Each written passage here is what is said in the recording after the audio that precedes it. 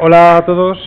Bueno, yo básicamente hice lo que ha comentado él. Escribí porque estaba buscando grupos de Nuxt aquí en Madrid, no había nada, salió Vue y digo, bueno, pues empiezo a ir y os cuento. Yo realmente Vue llevo utilizándolo desde las primeras versiones, desde la 09, 08, y hicimos el salto al final. Tengo proyectos híbridos, cosas muy raras, que luego si queréis os puedo enseñar. Y luego ya empezamos a usar Nuxt porque en aquel momento no estaba lo bien que en los primeros momentos para hacer ciertas cosillas de autenticación y que tuvieras las cosas bien, era un poquito más difícil, y de repente salió Nuxt y nos salvó la vida, nos hizo la vida, o sea, la parte de experiencia de desarrollo mucho más amena. Pero antes de saltar quiero ubicaros porque es lo que os voy a contar. Yo tengo una empresa, o sea, soy el fundador y CEO de la empresa, y ahí es donde uso para el producto Nuxt, el framework, para nuestros clientes. Como clientes luego os cuento los que tengo y enseñaré algunos de los proyectos que están todos funcionando con Nuxt. Nosotros en la empresa lo que hacemos básicamente es trabajar con datos. No sé si alguien conoce lo que es el crowdsourcing, que no es crowdfunding, De hecho tenemos un blog post explicando que no tiene nada que ver. ¿Conocéis lo que es el crowdsourcing? ¿O lo habéis oído alguna vez? Amazon Mechanical Turk, seguro que sí suena a alguno más. No, tampoco. Bueno, pues yo os lo cuento. Básicamente, yo todo empezó, tengo un doctorado y durante mi doctorado estuve en el CERN. Entonces ahí me topé con lo que era la ciencia ciudadana, que es otra manera de llamar al crowdsourcing, y básicamente es involucrar a ciudadanos de cualquier lugar del mundo en un proyecto científico. Si lo sacamos fuera del mundo científico, pues lo llamas crowdsourcing, es involucrar a cualquier grupo de personas en una serie de tareas. ¿Cuál es el motivo? Esto es más viejo que el catarro. O sea, realmente empezó en unos pueblos que se hacían unas apuestas, que seguro que las habéis oído. El que se acerque más al peso de la vaca se lleva el peso en oro o lo que fuera, ¿no? En queso, en leche, en vino, lo que fuera. ¿Qué es lo que ocurría? Esto le dio mucha curiosidad a un investigador, porque lo que empezó a hacer es ir por esas fiestas, recoger todas las papeletas y ver que, bueno, lo típico, había gente que fallaba mucho, gente que se acercaba mucho, pero la media daba el peso exacto de las vacas. Entonces ahí había una metodología. Entonces nosotros lo que hacemos es aplicar esa metodología en proyectos de cualquier índole. Realmente lo que os voy a contar hoy, o los proyectos que veréis, es un par de ellos que son más científicos, pero tenemos también en artes, en sociología, etcétera, etcétera. Entonces, para los que veáis así un poquitillo, lo que hacemos es eso, convertir datos. El de la vaca es un dato que en principio no es fácil es lo que decimos, es human readable, lo puede leer una persona, lo puedes llevar, lo poner, pero no es machine readable, no son datos que luego tú pases a un ordenador y te saque patrones. Entonces nosotros lo que hacemos es básicamente transformar eso con personas, ¿vale?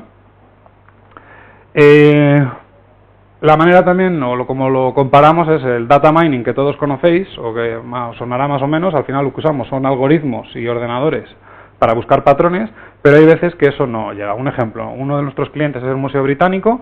El problema que ellos tenían era que tenían toda la colección de la Edad de Bronce, desde 1800 hasta 1914, en tarjetas escritas a mano, ¿vale?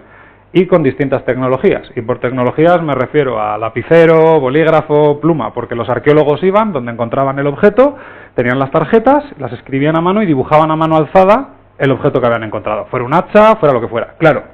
Ahora imaginaros desde 1800, 1914, esos arqueólogos dibujando a mano y añadiendo anotaciones. Teníamos incluso tarjetas con tipex corregidas, porque una vez que llegaban, luego el investigador investigaba uno de los objetos, veía que había algo mal, y si estaba bolígrafo por no eso, pues tenías tipex. Claro, si tú esto se lo pasas a un OCR, pues el OCR se ríe de ti en la cara, porque no había manera de cogerlo. Distintas letras, por mucho que entrenaras el patrón, las tarjetas son más de 100 años. Han cambiado el formato, levemente, pero han cambiado. Y tenían tablas y dibujos a manos alzadas. Con lo cual no se podía hacer nada.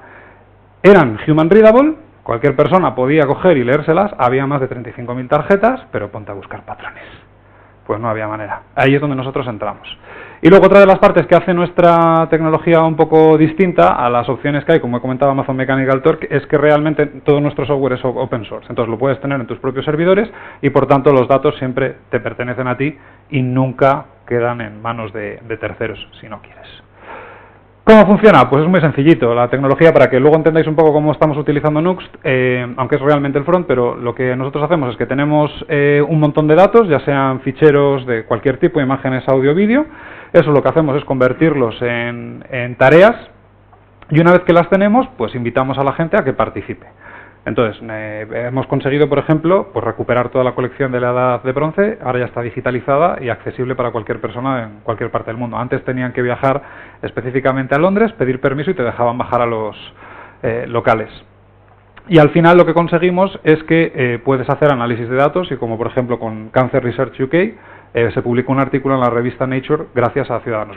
La pregunta que ellos tenían era si cualquier persona podría ser tan buena como los doctores detectando células cancerígenas, que seguro que todos, por desgracia, tenemos algún familiar, amigo o conocido que ha sufrido cáncer y pasan ese proceso de, bueno, pues la primera vez hay que decidir si hay que hacer o no la quimio y revisarlas de la biopsia.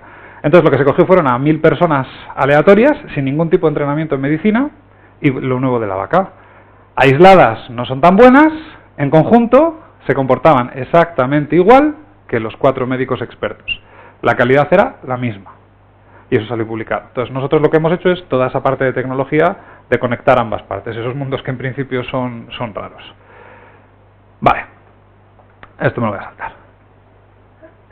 ¿Cómo empezamos? O sea, nosotros esto al final lo hacíamos con... Nuestro proyecto nació con vocación de que cualquier investigador, cualquier persona pudiera utilizar la plataforma. Al fin y al cabo, bueno, porque tengáis un poco la estructura, en nuestra tecnología lo que tú creas es un proyecto, cuando llegan los voluntarios se le piden tareas a ese proyecto, se les asigna a los usuarios y una vez que está completada se hace un análisis estadístico de esas tareas. En esta fase, me parece que era con esto, en esta fase es en la que evidentemente no podemos dejar participar a una misma persona 2 veces, porque si no los trolls se cebarían.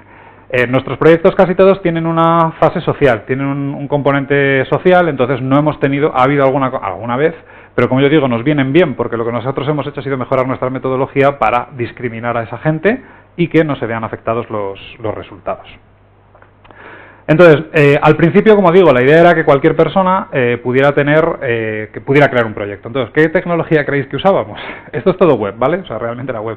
Nuestro framework era jQuery, el que odiaría a todo el mundo que está aquí. Pues no, yo no lo odiaba, era una maravilla. ¿Por qué? Porque trabajábamos con gente, investigadores de universidad, que al final lo que sabían utilizar era jQuery y CSS.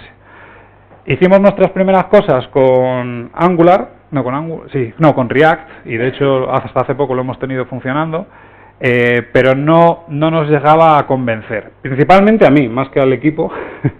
Y el motivo, había varios motivos. Uno, que no lo entendían a los investigadores a los que hablábamos, o sea, si ellos querían modificar o meter mano, se perdían y decían no, ese era uno de los primeros motivos. Y segundo, sobre todo, porque nosotros tenemos grupos de UX y UI hemos trabajado con gente, entonces claro, cuando tú les enseñabas el JSX, pues muchos en los orígenes, estoy hablando, no es como ahora, pero salían corriendo, ellos querían ver HTML. Y un día Twitter pues hizo algo bueno, de las pocas veces que yo puedo decir que me presentó Vue. Y fue probar el tutorial, el primero que tenían, ya digo, de hace ya tiempo, y pues enamorado perdido. O sea, aquello fue amor a primera vista porque escribía HTML, lo que necesitaban y entendían mis investigadores, y el código era muy sencillito. Era algo maravilloso, era como los dos mundos. Yo al principio lo contaba en la empresa para intentar convencerles, que al final me les llevé, digo, es como el jQuery, pero moderno, de por fin vamos a poder hacer cosas chulas sin tener todos los plugins y demás. Entonces, pues bueno, ahí empezamos, y esta ha sido, bueno, un poco me voy adelantando, que el motivo de por qué, ¿no? Pero sobre todo, ¿por qué tecnológicamente? Por esto. O sea, yo creo que hay 3 razones principales, pero la principal, nosotros al principio teníamos Vue dentro de las plantillas, o sea, era una página HTML, metías el script de Vue, montabas como con jQuery, podías hacer lo que tú quisieras, y eso funcionaba muy bien. Pero claro, eso se quedaba corto, a corto plazo. Si querías tener, claro, mi equipo de usabilidad era, ¿y por qué no hacemos esto? ¿Y por qué no hacemos esto otro? Y yo, es más complejo, nos va a llevar más tiempo, al final vamos tirando de lo que había. Y ya digo, apareció Nuxt y server-side rendering resuelto sin tú tener que preocuparte de nada. Y fue como, madre mía, vamos a intentarlo, a ver qué pasa. Entonces esto es brutal, sobre todo por esto, el SEO y la usabilidad. Eso a nosotros nos dio la vía. Las páginas renderizan infinitamente más rápido y te olvidas de todo el problema del SEO que con un SPA pues siempre vas a tener. Y este fue el otro que ya me conquistó. Esto realmente es más reciente. Y ahora luego os contaré las aventuras raras que os voy a enseñar en mi blog. esto es brutal. Y esto es simplemente con un flag. Tú tienes tu proyecto montado en SSR y le dices que te lo genere en modo pre-renderizado, te lo hace, tarda su tiempecillo, pero lo tienes y puedes hacer un despliegue en Netlify o en GitHub, donde queráis. Coste cero. O sea, yo esa es la parte que más me gusta. Y luego, el que quiera seguir tirando de SPA, pues puede. De nuevo, cambiar un flag y bienvenido sea. Funciona todo sin ningún tipo de problema. Entonces, realmente lo bonito de este framework para mí son estas tres cosas. Que no rechazas, o sea, no tienes por qué rechazar nada. Simplemente tú vas cogiendo lo mejor que quieres y es cambiando una configuración. O sea, esto es para mí el punto álgido de Real. Es lo que más me gusta y lo que más me mola. Y luego os enseñaré un poco lo que he ido montando. ¿Qué es lo que lleva por dentro? Bueno, pues, bueno, no he preguntado, ¿cuánta gente ha usado Nuxt aquí? Ah, bueno, unos poquitos. ¿Y habéis lanzado proyectos en producción? ¿Tenéis algo en producción o solo ha sido de jugar? Producción, guay. ¿Alguien más? 2. Bueno, pues a vosotros sonará menos, lo que sea, no os voy a convencer ya. Básicamente lo que lleva es Vue 2, Vue Router, Vuex, que está el store incluido, pero viene desactivado por defecto, a no ser que montes tú el store no te lo montas, o sea que realmente no tienes por qué perder recursos. Vue SSR, evidentemente cuando lo tienes en modo universal, y el Vue Meta, que es la parte que os comentaba del SEO, que nos lo gestiona todo. Entonces con esto, pues claro, ya te viene muy preconfigurado. La configuración básica, no sé, o sea, una vez que lo transpilas y haces todo, son 56 o 60K, o sea que realmente queda chiquirriquitín. Luego ya es lo bueno o malo que seas tú montando componentes, cómo los cargues, etcétera, etcétera. Pero también tiene un modelo de que te analiza y puede sacar, te va diciendo cuándo te estás pasando, cuándo vas a tener impacto en tu renderizado, con lo cual es lo que digo. Como desarrollador me hace la vida un poco más fácil y mejor. Características. Pues bueno, aquí las tenéis todas. Básicamente sigues escribiendo componentes así, te divide el código, server-side rendering. Esto, que ahora lo veremos, que me parece brutal, la parte de Asynchronous Data, también te sirve ficheros estáticos, te hace transpilación de S6 y S7, minimiza CSS y JS, tienes la parte del SEO, el Hot Module, que cualquiera que estemos aquí ya lo habéis probado y que está muy bien. Preprocessors, pues yo por ejemplo últimamente solo uso Stylus, pero en mis orígenes SAS, también CSS, en función de lo que vas queriendo, HTTP2 y luego se puede extender, que esto es bastante nuevo, han empezado a añadir ahora los módulos, de hecho llevaba en fase beta como en la 2.4 y ya en la 2.6 ya tienen la documentación oficial, en la 2.5 lo estuvieron más o menos como testeando y ya está.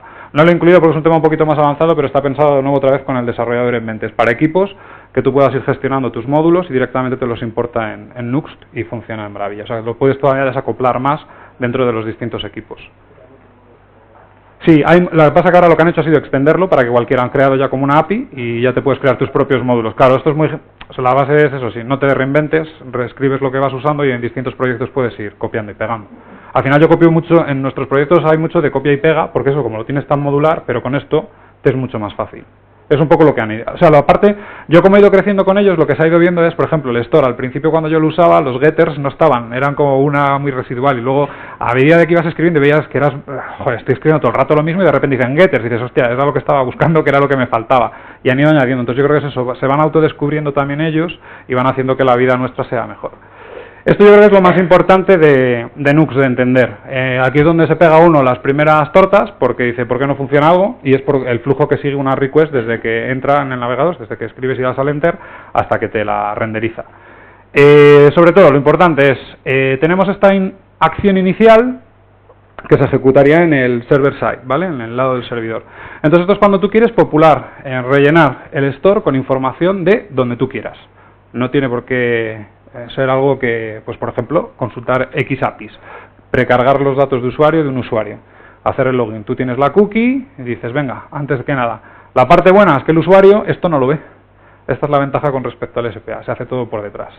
Entonces, una vez que tú pasamos al middleware, ya tengo los datos listos para que se puedan renderizar en front.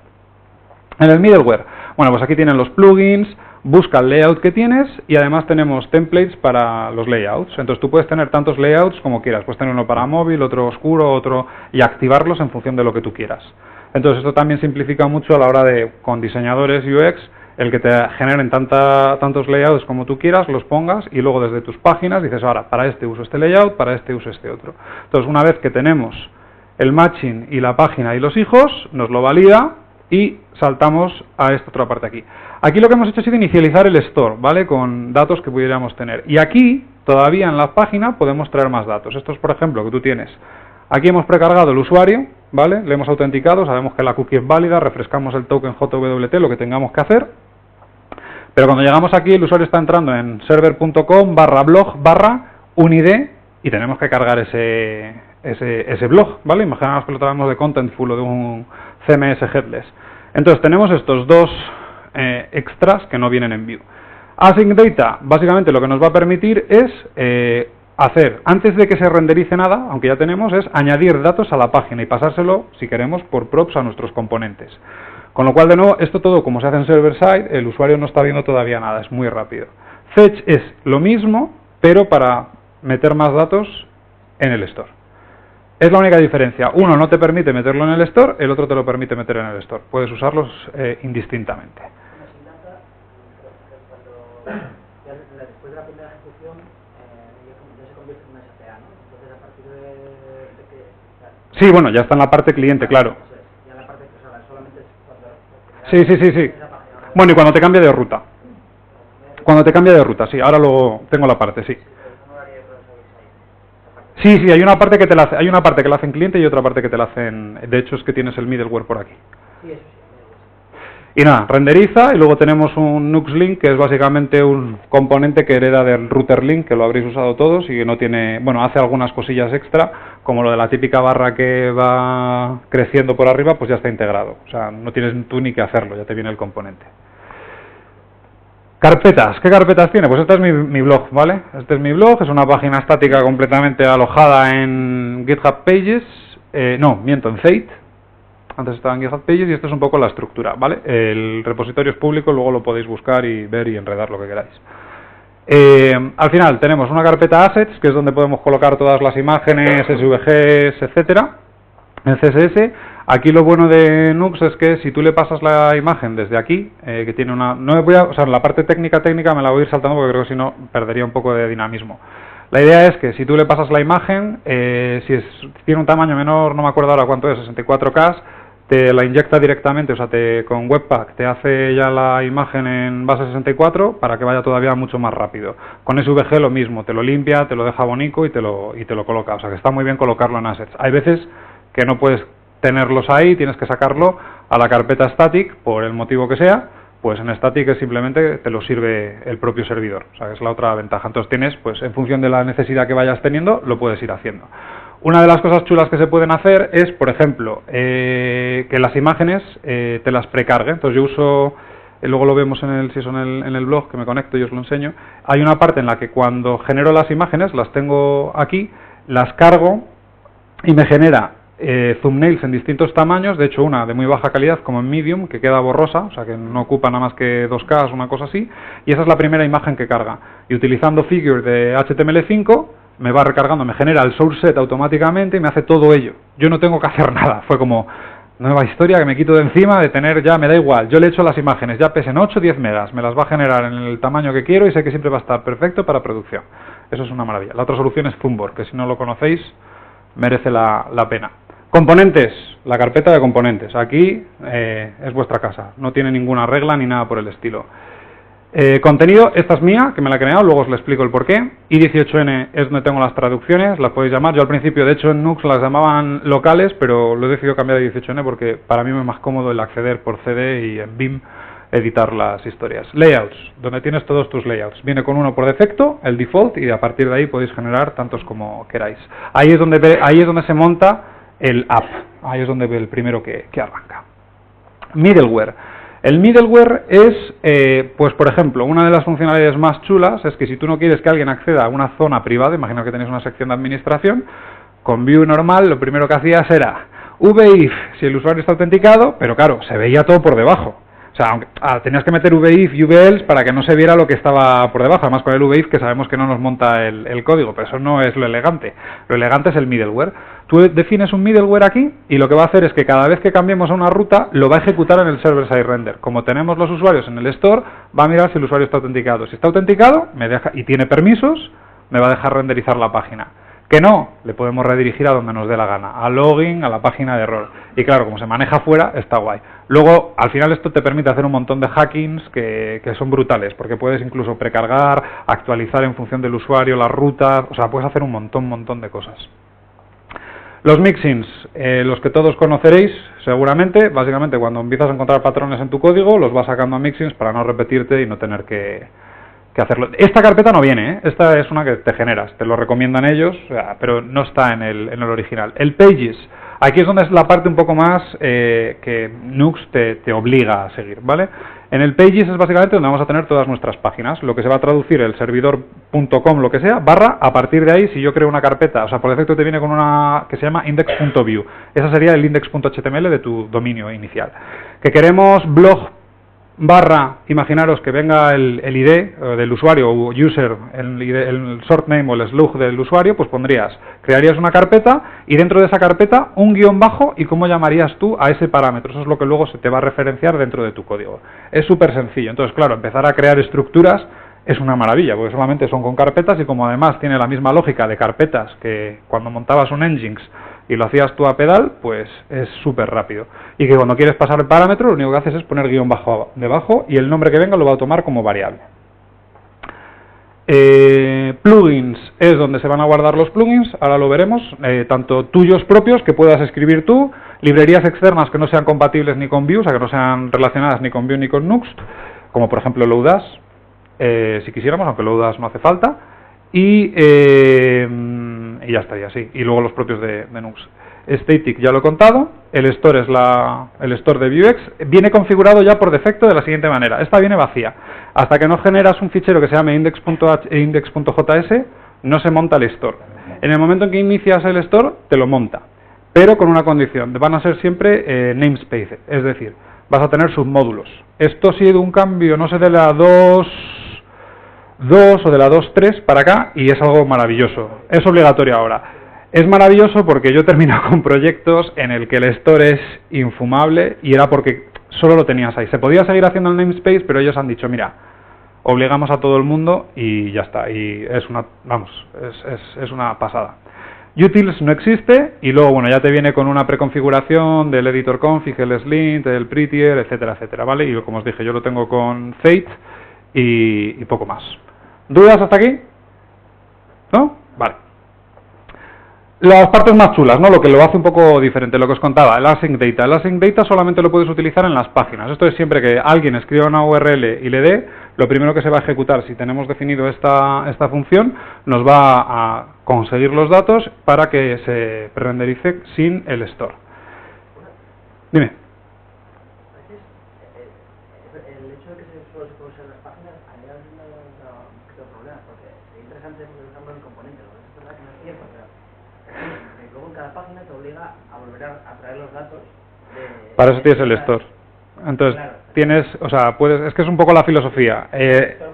Tú al final es eso, cuando ya empiezas a tener esos problemas es porque necesitas un punto común en el que compartas datos entre todos los componentes. Entonces lo más fácil es utilizar en vez del async data el fetch y cargar los datos.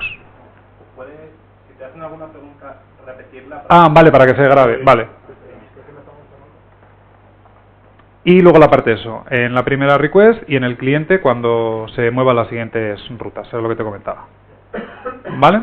Entonces esto realmente es muy bueno por eso, porque cuando cargas la URL directamente, pues ya te vas a la API, te vas a donde tú quieras y haces todo lo que tengas que hacer. Un ejemplo, yo uso siempre async await por comodidad también y porque creo que el código queda mucho más limpio, pues este sería el típico ejemplo de async data. Esto es un componente, aquí te tienes el contexto, en el contexto tienes acceso, porque claro, esto se ejecuta. Aquí lo que hay que tener muy claro es que todos los plugins que tengas definidos, todo lo que sea que trabajes con el DOM, no funciona. Esto es servidor. Entonces, muchas librerías, con lo que más tortazos te das es, ves la super librería que te mola, que te resuelve el problema. Llegas y dices, lo necesito gestionar en servidor. No funciona. Entonces, gracias a Dios ha cambiado mucho. Ha cambiado porque al principio no había prácticamente librerías que funcionaran en server-side rendering, porque te buscaban el window y el document, y ahora ya yo llevo ya una muy buena temporada en que no me he encontrado con ese problema de probar cualquier librería y tira sin ningún problema. Entonces, nada, aquí tienes el contexto, te pasa la aplicación completa, la ruta, o sea, el view router tienes acceso también a él y tienes acceso al store. Entonces, puedes hacer lo que quieras, realmente. Entonces, aquí como no estamos usando el plugin, porque luego Nuxt, la comunidad, lo que hace es que casi todo lo que vayas a necesitar ya alguien lo ha hecho. Entonces, aquí realmente veis que pone await Axios Get, tienes tu API, el params ID, que es lo que te pasaría de la URL, o sea, esto tendrías lo que fuera, barra blog, barra, guión bajo, id.view, este es el que me está pasando. Entonces, este es el que va a cogerme, me lo va a solicitar, esperamos, cuando estén los datos, lo devuelvo. Y ya me monta el data del componente con esto. ¿Qué quieres pasarlo a los hijos? Pues por props, no te queda otra, o si lo tienes en el store, pues tú aquí en vez de solamente params pondrías coma store, y aquí en vez de esto pondrías store commit y lo que quisieras. Eso te viene mejor con el fetch. Si solamente vas a mover los datos al store, pues lo haces con el fetch. Es la ventaja, porque desde aquí, si intentas hacer cosas un poco más complejas como un dispatch, acciones no funcionan, ¿vale? Plugins. Bueno, pues básicamente los plugins, lo que os comentaba, simplemente se van a ejecutar antes de que se inicialice el root. Esto, por ejemplo, es el Vue 18N, se monta como un plugin normalmente. Entonces tienes que inyectarlo en la aplicación para que esté disponible en todas las historias. Ellos te muestran el ejemplito de cómo hacerlo. Pero básicamente, pues eso, la idea es que esto es muy útil cuando tienes que utilizar tus propias librerías y tienes algo hecho, pues lo montas como un plugin y lo cargas. Un ejemplo sencillito. Axios, pues tú directamente importas Axios, async data y como lo teníamos, no tiene más. Este es el básico.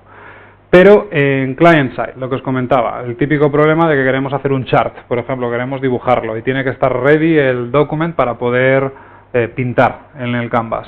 Pues entonces tú, si tienes aquí chartis, lo que vas a tener que marcarle es, vale, me cargas, este es el origen, pero el server-side rendering ni de frus, o sea, no lo ejecutes. Incluso con esto hay veces, hay plugins que siguen fallando. Entonces tenemos un componente dentro de Nuxt que se llama NoSSR, que directamente en el cliente también te lo monta. Entonces tú luego cuando fueras a montar ese componente o esa librería que sigue saltándose esta regla, todavía le refuerza más el que no lo monte, porque no lo ejecuta.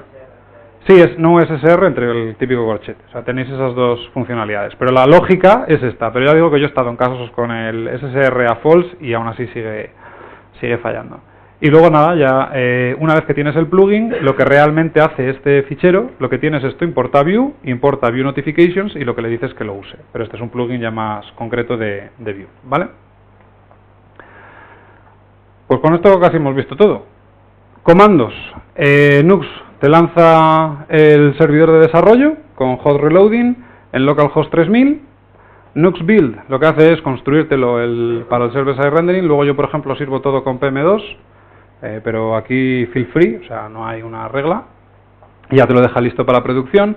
Si te estás pasando y estás montando 50 componentes en una página, se va a quejar y te lo va a poner en amarillo, te lo transpila, pero te va a decir vas a tener un impacto bastante grande en usabilidad y pues nada, lo que tienes que hacer es montar todos los componentes asíncronamente y te lo gestiona. De hecho, la última versión, tanto de Vue como de Nuxt, detectan ya, porque estamos usando Webpack 4, entonces detectan si es un navegador, o sea, te compilan, te lo transpilan para que el navegador haga la importación de los módulos. O sea, tú no tienes que hacer absolutamente nada, ¿no? Al principio había que pasar un flag, lo estuvieron probando y ahora directamente ya no. Entonces Chrome ya sabe cómo hacer el code splitting y solicitar solamente el módulo aunque tú no lo hayas hecho. Y las ventajas son pues considerables. Y el último, que es el rarito, el que normalmente no se usa pero está ganando mucha fuerza, sobre todo por Gatsby y todos estos, que es con el que se está compitiendo, es Nuxt Generate, que lo que te hace es la parte pre-renderizada, que es lo que es mi blog. Bueno, se me ha olvidado el Nuxt Start para arrancar en modo producción. Y pues os voy a enseñar un par de ejemplos. Vale, voy a ir saltando a pestañas. Bueno, pues esta es mi página, mi blog, ¿vale? Entonces, para que veáis un poco el proceso, esto es todo estático, está hospedado en Netlify. Entonces, yo tenía mi blog en Jekyll. ¿Cuántos habéis usado Jekyll? ¿O conocéis Jekyll? Uy, solo dos. Jekyll es un sistema de generador de blogs, un sistema estático. O sea, tú le escribías los artículos del blog en Markdown y directamente le decías compílamelo y te hacía tu página web. El problema era que al final tenía que escribir en Ruby. Yo odio Ruby, soy de Python. entonces era como, no puedo con ello. GitHub Pages no soportaba plugins, excepto unos pocos. Entonces cuando querías hacer algo te tenías que pelear muchísimo y hacer unos hacks un tanto extraños, y cada vez iba creciendo yo más en Nuxt, y cada vez que tenía que escribir algo en JavaScript puro era como, Dios, qué dolor, si en Nuxt esto tardo 2 minutos. Entonces un día me lié la manta a la cabeza y dije, pues vamos a coger y tal cual lo tengo que pasar todo, o sea, como migro mi site de Jekyll a Nuxt directamente. Y gracias al modo pre-renderizado, pues funciona. Entonces, para que veáis un poquitillo, yo os cuento cómo tengo, pues mira, tengo toda esta parte de animaciones, visteis el corazón, ahí salgo yo demasiado grande. Tiene animaciones, pero lo voy a sacar para que lo veáis en modo móvil, que está pensado para...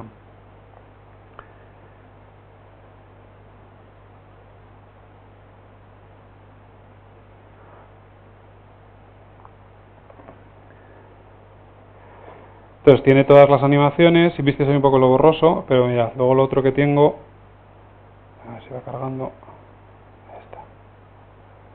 Entonces todo esto, por ejemplo, todos los iconos son componentes, están escritos enteros en SVG, toda la animación la gestiono en el SVG, yo no escribo nada de CSS, es directamente una vez que se carga el componente. Aquí estoy utilizando el HTML5, una de las nuevas APIs que tienen es el Intersect Object, entonces detecto cuando está en vista el objeto.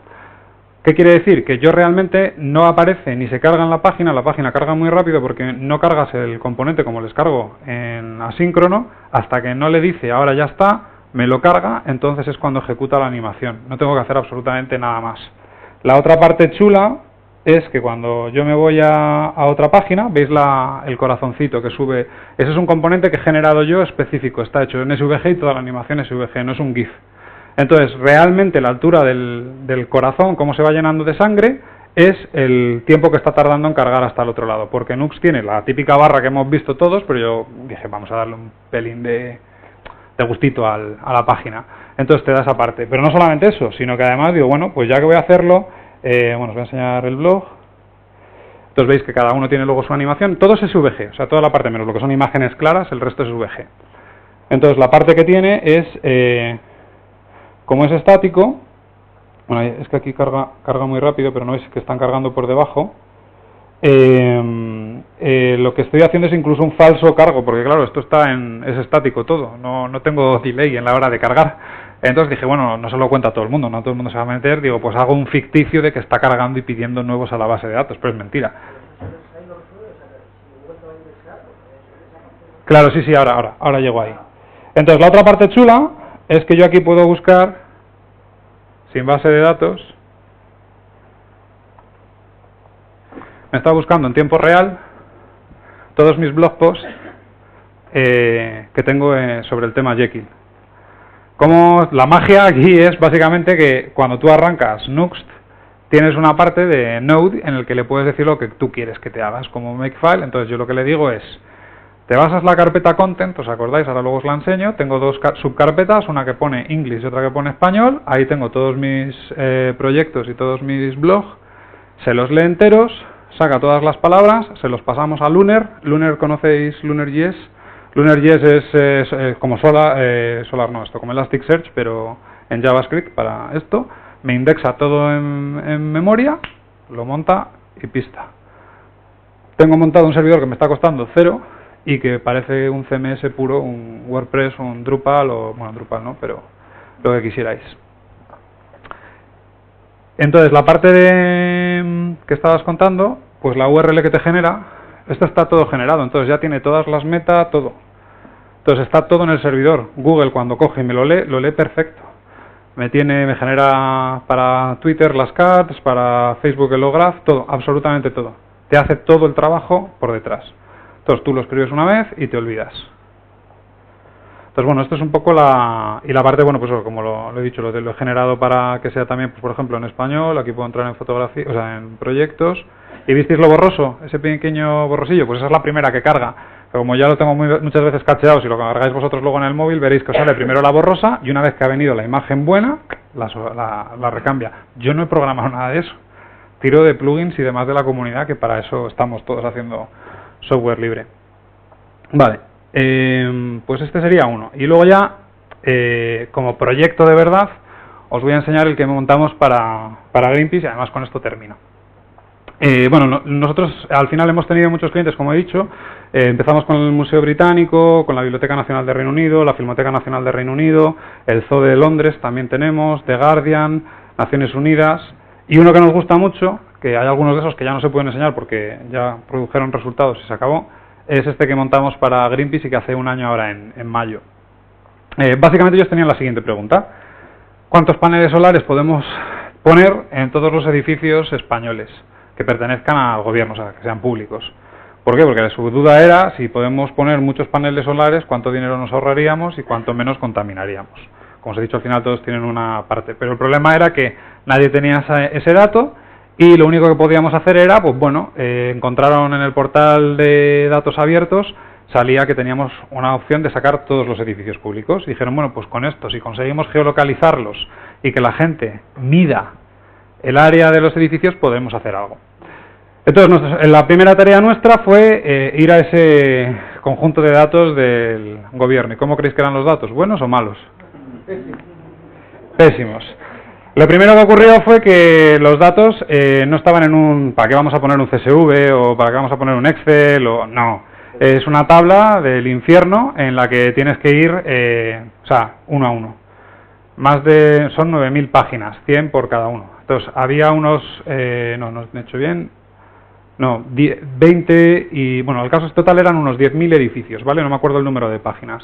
Entonces, nada, hice un scrapping porque la tabla estaba muy bien, sacamos los datos, lo pasábamos a un CSV. Entonces, la primera prueba era, claro, geolocalizarlo, porque aquí te venía el edificio, a qué ministerio pertenecía y su dirección.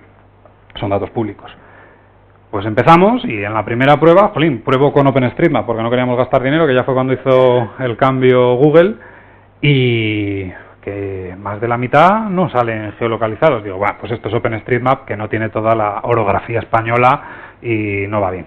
Venga, pues vamos con Google Maps. Vamos a Google Maps y nos encontramos con 3/4 de lo mismo. Y digo, esto ya empieza a ser un poco sospechoso. Probamos con Microsoft Bing y 3/4 de lo mismo. Digo, cuando ya 3 de 3 estamos con esta, digo, vamos a ver. Entonces ya nos hicimos un script que lo que hacía era, cada vez que geolocalizaban Google, diciendo, venga, Google es el que en principio tiene mejores datos. Cuando falle, vemos, o sea, dime qué edificio es, porque claro, entre 10.000 edificios, ponerte a mirar, y empezamos a mirar y era que tenían las direcciones mal, con caracteres que no existen. Pues claro, estos eran de una S400 que han ido migrando y hay caracteres que no existen. Entonces, cuando tú se lo pasabas al geocodificador decía que tururú. Entonces, al final la solución, porque claro, eran muchos, eran unos 5.000 edificios, dijimos, bueno, pues nos quedamos, 4.000, pues nos quedamos con los 5.229 de esa lista, que sí que Google nos ha devuelto una latitud y una longitud, porque al final lo que le damos es eso. Una vez que teníamos esto, pues el problema era el siguiente. Entonces, esto que estáis viendo es Nuxt, ¿vale? Aquí hay un montón de componentes e historias. Básicamente, lo que nos muestra, ya está muy avanzado porque ha participado, hubo campañas y demás. Lo que vemos, los puntos naranjas, son puntos que quedan por resolver, ¿vale? De edificios que quedan. Los grandes ya están hechos porque eran los que a la gente le molaba, pues eso, saber si el Ministerio precisamente de Agricultura tenía o no, o el Ministerio de Interior, los grandes. Ahora ya son pues edificios pues igual que pertenecen a salud pública y es un hospital o un centro de salud muy pequeñito o cosas por el estilo. Entonces tú aquí puedes buscar, pero bueno, voy a ir a Madrid para que...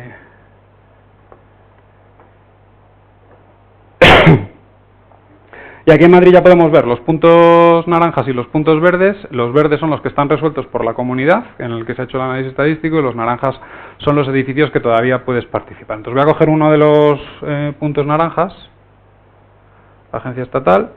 Mira, esta es bastante fácil, está chupada, ¿vale? Esta es que ha sido perfecta, me ha salido ni queriendo. Agencia Estatal de Administración Tributaria, Montalbán 6, Madrid.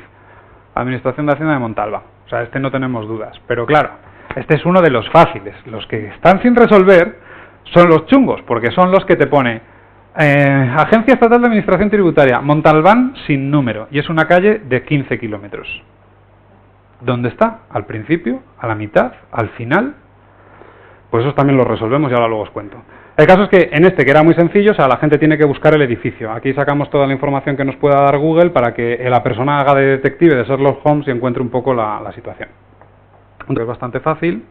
Una vez que lo encuentras, bueno, me va a saltar el tutorial para que está cargando lento. Vale, una vez que lo tienes, pues lo marcas, dices este es el edificio y lo que nos ponemos es a dibujar el área. Voy a hacerlo más grande. Ahí estamos. Entonces, marcamos.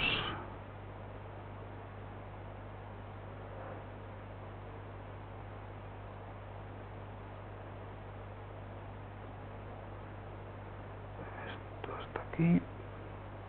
Por ahí no se podría poner. Hasta aquí. Y hasta aquí. Entonces ya nos da el área en tiempo real, que igual los de atrás no lo podéis ver, pero son 1031 metros cuadrados. Evidentemente estoy metiendo error, porque no soy perfecto y además tengo un trackpad. Entonces puedes hacer clic en la imagen, y, o sea, en el sistema y montarlo. Esto es View Google Maps, que no sé si lo habéis usado, View Google Maps, que es uno de los plugins más utilizados para Google Maps. Y luego un montón de código nuestro para poder interactuar con todo esto, porque no llegas hasta ese nivel, ¿vale? Pero esto todo, como estáis viendo, pues funciona muy bien y nos lo permite hacer. Una vez que lo tenemos, confirmo los 1061 metros cuadrados y luego lo que nos indica es, bueno, lo que vamos a intentar ver es si realmente tiene o no ya paneles solares. Entonces, primeramente te digo lo que no son paneles solares, que es lo que estamos viendo ahora mismo, y luego lo que sí son paneles solares, ¿vale? Porque si tiene paneles solares, tienes que marcarlos. El objetivo es ver un poco cómo, porque también querían saber responder de aquellos edificios que tengan paneles solares, cuántos metros cuadrados hay, básicamente porque lo querían sacar era la vergüenza, porque van a ser muy pocos en general, de hecho son muy pocos prácticamente. Bueno, voy a saltarme el tutorial. Entonces, una vez, estos son ventanas, yo para mí son ventanas, como voy a contribuir, no quiero hacerlo mal, voy a decir que no y ya estaría. O sea, yo acabo de contribuir y esto ya se analiza estadísticamente. Yo ya no podría volver a participar en mi proyecto y se generaría el resultado. Entonces ahora, para que veáis en el mapa, voy a buscar otra vez Madrid y os enseño un poco del proceso de... A ver, este creo que es el Ministerio de Interior. Entonces estas son las partes que ha ido resolviendo la gente, ¿vale? Entonces aquí ya calculamos del área, realmente, como veis hay un poco de offset. Lo que se está haciendo es, del área que nos reportan, porque no queríamos pillarnos los dedos, tan solo computamos el 50%. Realmente hay muchos más metros cuadrados disponibles. ¿Por qué solamente el 50%? Porque hay muchos patios interiores y no queríamos complicar la vida al usuario de pintar agujeros dentro del... hacer donuts, básicamente.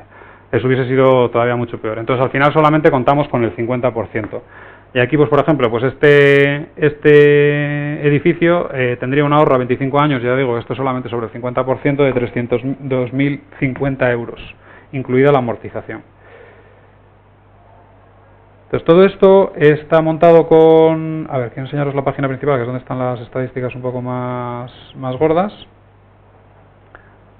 Y aquí está cargándola. Entonces, bueno, para que fuerais viendo un poco cómo van los resultados y demás. Entonces todo esto es lo que, por ejemplo, nos ahorraríamos en 25 años, que no está nada mal, 326.619.000.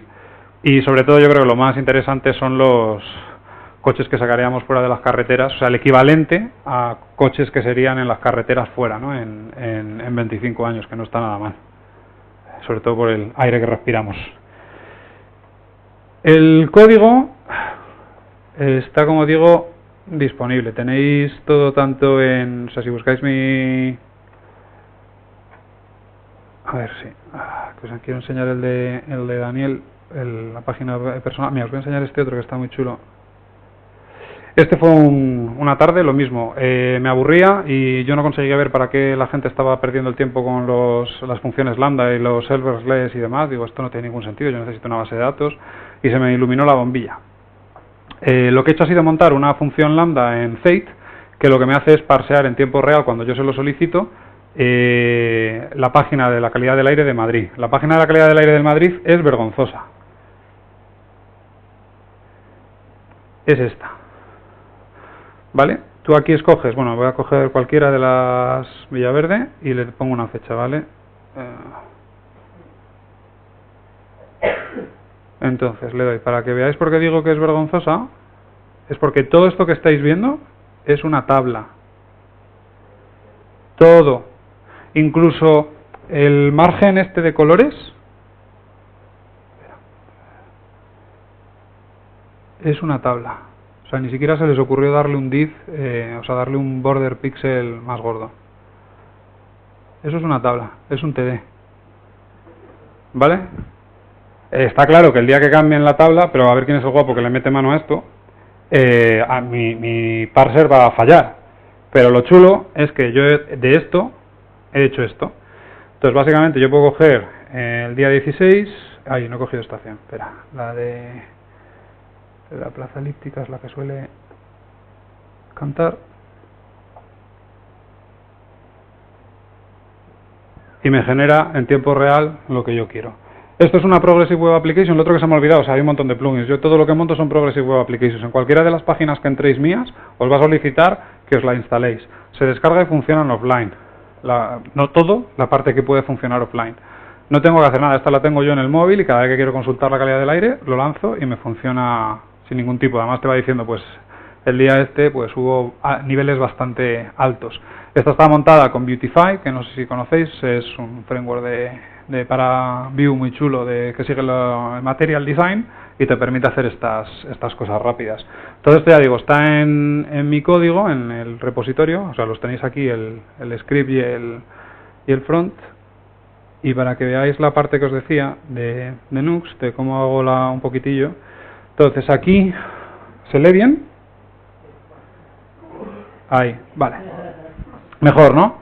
Vale, entonces nada, la idea es muy sencillita. O sea, lo que hago es cargar los blog posts, o sea, me los cargo aquí primeramente, que esto es para Lunar, y luego genero las URLs como tiene que ser. Porque tú el único inconveniente de que te genere todas las URLs es que tienes que escribir una función que te recorra todas las URLs. Básicamente lo que hace es un truco muy estúpido. Monta, o sea, realmente está funcionando en modo universal por detrás el servidor, y lo que hace es llamar a todas las posibles combinaciones de URLs que tú tengas, la genera la página que se ha generado y lo guarda un fichero. Es lo que hace. O sea, la lógica es aplastante. Sí, es tal cual. De hecho, tiene una manera, cuando tienes muchísimas páginas, cómo hacerlo en paralelo para que te vaya todavía más rápido. Y entonces aquí es lo que hago, generar las URLs y abajo del todo, pues luego te vienen ¿ves? Aquí es donde está, generar todas las rutas. Entonces con eso me lo genera tanto para inglés como para español y ya te monta todo el proceso. Y bueno, es la configuración normal. Esta es la parte del final, este es el generate, con subfolders y las rutas. Entonces tú le dices que te lo genere, tienes una función y anchas Castilla. El resto, pues, Vue, no tiene mucha más historia. Y eso es todo. Espero que os haya gustado y que os haya convencido para que lo probéis por lo menos y lo lancéis. En la página tanto de SciFabric como en la mía encontráis más proyectos, que todo lo que tengo está montado con Nux en producción. O sea que podéis probarlos y enredar. Muchas gracias.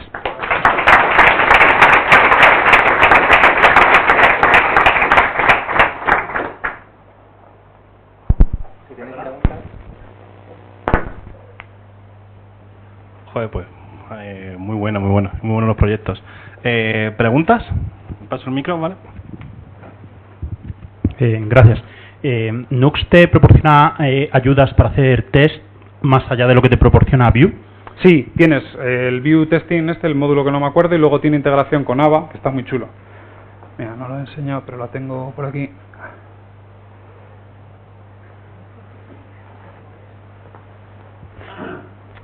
Espera. Usa Ava, a ver si lo encuentro, que lo van cambiando cada 2×3. Hay una sección en la que te viene para hacer end-to-end testing. O sea, tú tienes el módulo normal de Vue, con lo cual lo puedes hacer sin ningún tipo de problema, pero como encima aquí tienes la ventaja de tener el server-side rendering, usando Ava y eso, puedes hacer end-to-end sin ningún tipo de problema. Es que de hecho es una parte que añades en el Nux config y a partir de ahí es olvidarte, escribir los tests es una pasada. es una auténtica maravilla. O sea, esa parte la han resuelto súper bien, pero claro, es la ventaja de tener el SSR funcionando. O sea, es claramente eso. En un SPA, pues te pierdes un poco. Ya tienes que usar Cypress o buscarte un poco. O nosotros hemos estado hace poco probando AVA directamente con Puppeteer para poder hacer un poco el end-to-end y verlo en condiciones, y era mucho más jaleo que la solución que te da Vuecli. Al final yo creo que cada uno coge lo que está hecho y funciona mucho mejor, porque si no es un poco jaleo. Entonces nosotros, por ejemplo, con Vuecli estamos usando el unit testing con Jest y Cypress.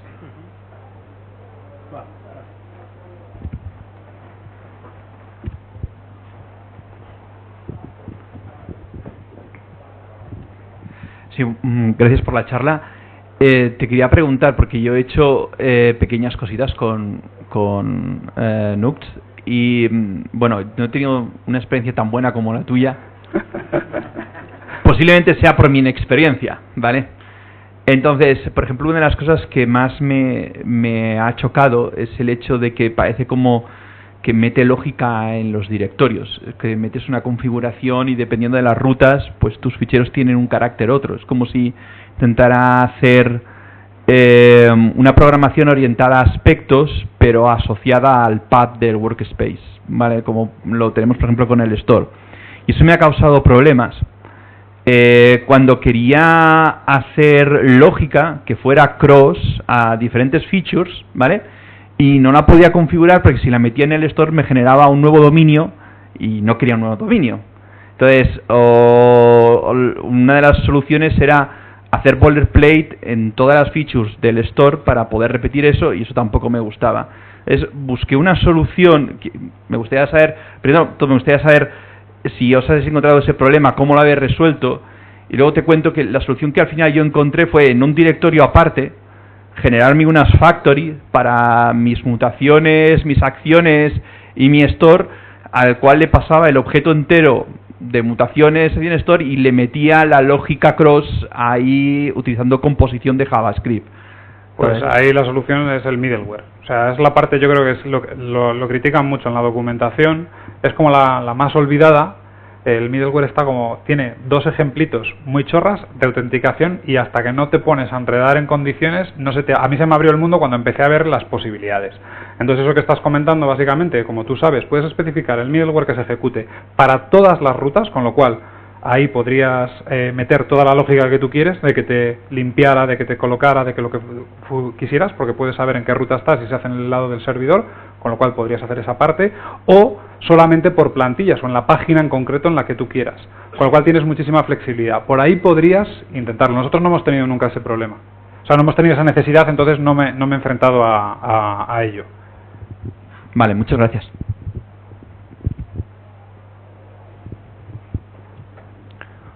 ¿Alguna otra pregunta?